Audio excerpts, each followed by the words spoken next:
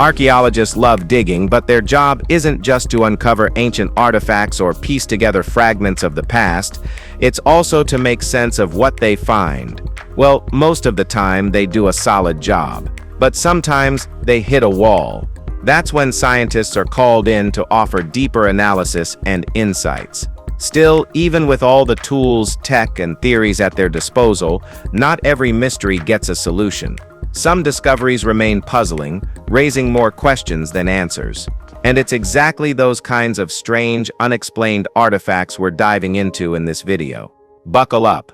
These are the 15 most mysterious archaeological artifacts no one can explain. Number 15. The Anuma Ellish. The story carved into these clay tablets found in Ashurbanipal's library is anything but a myth.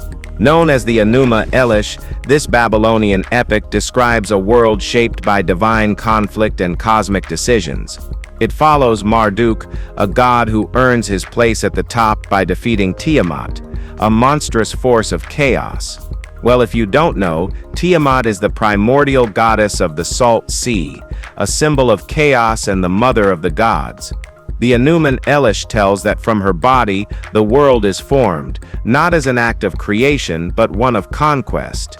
The 7 tablets are dense with Akkadian script, each line capturing how the gods fought, negotiated, and divided power. Marduk doesn't just win, he restructures the universe, assigns roles to gods, and gives humanity a purpose to serve and suffer. Some people believe the text was read aloud during religious festivals, while others think it was political, asserting Babylon's divine right to rule. Either way, this wasn't just a story. It was a foundation, an explanation for why the stars move, why power exists, and why human beings were created to labor under the will of the gods. Number 14. Stone tools. Long before timelines said it was possible, someone in southern India, basically, Tamil Nadu, was shaping tools with precision that belonged to a much later era. At Attrampakam, a site near Chennai, thousands of stone tools were pulled from the earth, each one older than the theories they now challenge. These artifacts date back nearly 385,000 years, yet the making resembles that of the Middle Stone Age. That places this kind of tech in India over 200,000 years before it was supposed to appear there. But there's a gap, no human remains, so nobody knows exactly who made them. It might not have been Homo sapiens at all. That's the mystery. And then there's the abrupt abandonment of the site, roughly 73,000 years ago, possibly tied to the Toba volcanic eruption, but again, no one's sure. What's left behind is a timeline out of joint, scattered with evidence that someone or something in Tamil Nadu was far ahead of its time. Number 13. The Ancient Mullet. Fashion is cyclical, and apparently that applies to the Iron Age too, without any question. In 2021, archaeologists in Cambridge unearthed a small copper figurine that could have passed for an 80s rock band mascot. The figure has what looks unmistakably like a mullet and mustache, traits rarely linked with ancient deities. It likely served as a decorative handle, maybe for a spatula or a ceremonial tool. The figure stands just 2 inches tall, but dates back 1,900 years, to a period when Celtic religious beliefs blended with early Roman influence. Was this a representation of a god, or just a reflection of popular appearance at the time? Well, no one can say for sure. But if it's divine, it suggests the gods of Iron Age Britain may have had a striking sense of style. If it's secular, it's just as interesting, offering a glimpse into how people saw themselves. Either way, it proves that what we call modern style might not be so modern after all. Number 12. Bronze Age Mace Head. During a 2019 excavation in Dzwanowo, Poland, originally intended to uncover World War II artifacts, archaeologists came across something that clearly didn't belong to that era. What they found was a Bronze Age mace head, likely 3,000 years old, and believed to have originated from far beyond Polish borders.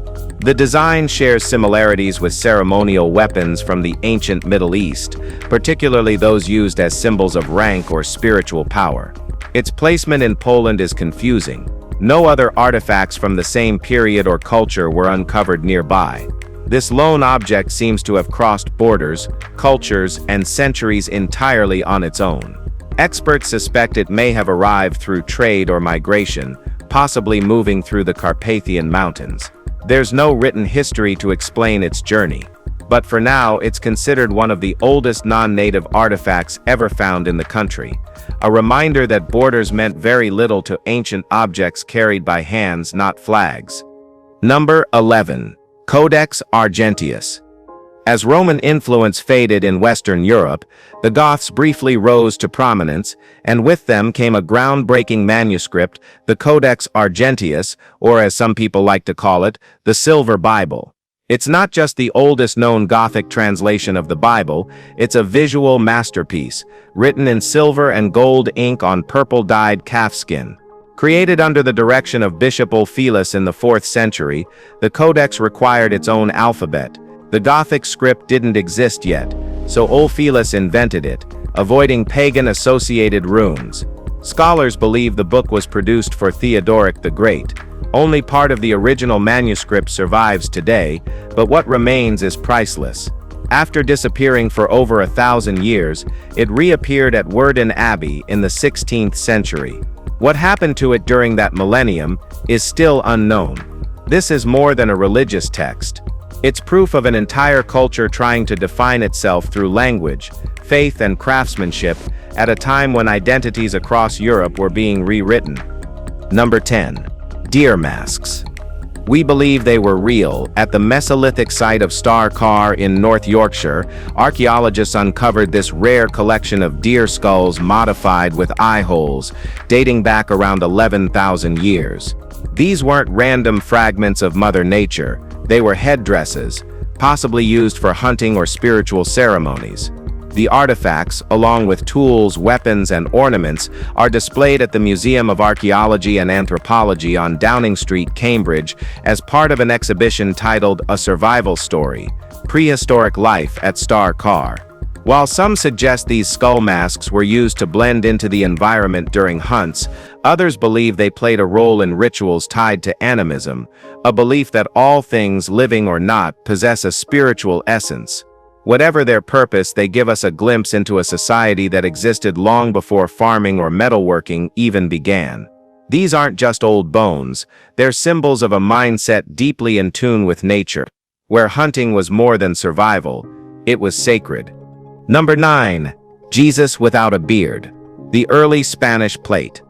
In 2014, archaeologists pieced together an early Christian glass plate discovered near the Spanish city of Linares. Believed to date back to the 4th century, this ritual object once held Eucharistic bread and possibly an alternative image of Christ. Roughly 80% of the plate was reconstructed. At its center, Jesus is shown beside a cross, flanked by two figures presumed to be Peter and Paul. But there's a striking difference between this image and the Jesus most people recognize: no beard, cropped hair, and a Roman-style toga. It's likely that the image was influenced more by Roman philosophical styles than literal likeness. Early Christians didn't have a standardized portrayal of Jesus, and their depictions often mirrored contemporary aesthetics. This version, far removed from medieval iconography, shows how cultural filters shaped divine imagery.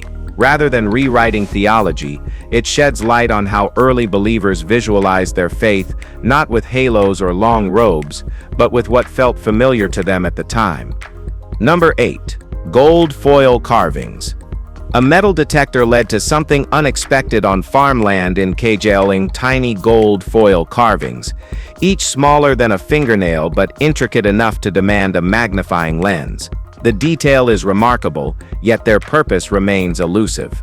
They don't belong to the Viking era as initially believed, but to the Merovingian period, roughly 1,500 years ago, when Norway was still fractured into tribal sub-kingdoms. Cajaling was likely a gathering point for local rulers. These carvings, found only in places where leadership once convened, may have served as ceremonial tokens or markers of status, but that's only speculation. No written explanation was left behind, and no similar artifacts have been uncovered outside Scandinavia. Whoever made them clearly possessed skill, patience, and intent. They weren't dropped by accident. They were placed, and for a reason, lost to time. Their size may be modest, but they represent a larger gap in our understanding of how early Nordic leaders interacted, traded, or perhaps even worshipped together. Number 7. The Hand of Glory. Well, this thing is creepy. We mean, just look at that. It's much scarier than Elon. Rooted in centuries-old European superstition, the Hand of Glory is believed to be the preserved hand of a hanged man, typically the left or the one used to commit a crime. The legend claims it was paired with a candle made from the fat of the same corpse, and the two together had the power to freeze anyone who looked at them in place. The preparation process was detailed in texts from the 1700s, though those instructions vary widely due to how the documents were translated and passed down. The name Hand of Glory is a misunderstanding of the French main de gloire, which likely came from mandragore or mandrake, a plant steeped in magical folklore. The hand was even said to unlock doors. Its eerie presence lives on in modern culture, including in Harry Potter, where it appears with a magical twist. But beyond fiction, it's still a deeply unsettling relic of the macabre beliefs people once held about death, magic, and punishment. Number 6. Lead plates. There's a stack of lead plates in Romania that's been confusing scholars for over 200 years. Known as the Sinaia lead plates, they're inscribed with Greek letters arranged into words no one can translate. The language doesn't match any known dialect. No one can confirm where they came from, who made them, or what they're supposed to say. Some believe they document Dacian history, Romania's ancient pre-Roman culture. Others dismiss them as 19th century forgeries created by Bogdan Petricicu Hazdu, a Romanian intellectual with a taste for the theatrical. According to an old museum inventory, there were once 200 plates. Today, only 35 remain. Some are marked with images of kings, castles, temples, and warriors, giving them the look of historical records, but with no context or translation, they're stuck in limbo. Despite expert analysis, no definitive conclusion has been reached. They could be an elaborate prank or the only surviving link to a lost culture, and until someone cracks the code, they remain stuck in that space between truth and invention. So, can you solve this puzzle? Number 5. Carved Counterweight. This collection of the Metropolitan Museum of Art in New York is an ivory artifact that is believed to be over 1,700 years old, likely a counterweight for a harpoon used by Arctic cultures near the Bering Strait. The object, delicately carved with intricate symbols and wing-like extensions, is thought to have provided balance and spiritual strength during hunts. It likely came from people living along both Siberian and Alaskan coasts, a shared culture now long gone. While its exact meaning is unclear, the carvings might have been symbolic, invoking protection or invoking luck before a dangerous expedition. Experts believe tools like this were commonly used until the 9th century, after which their production mysteriously halted. This piece is one of the best preserved surviving examples, giving researchers a window into a past shaped by icy seas, survival, and spiritual beliefs tied closely to nature and the hunt. It's a small object, but one loaded with silent stories and a vanished way of life. So, what do you think about it, guys? Well, let us know. Number 4. Human skeleton. While tending his land near Skara Brae in February 2021, a farmer on the island of Orkney stumbled across something ancient beneath his feet, a stone burial cist containing a complete human skeleton. The burial was so well sealed that even the smallest bones remained untouched. No rodent trails, no water damage, nothing disturbed.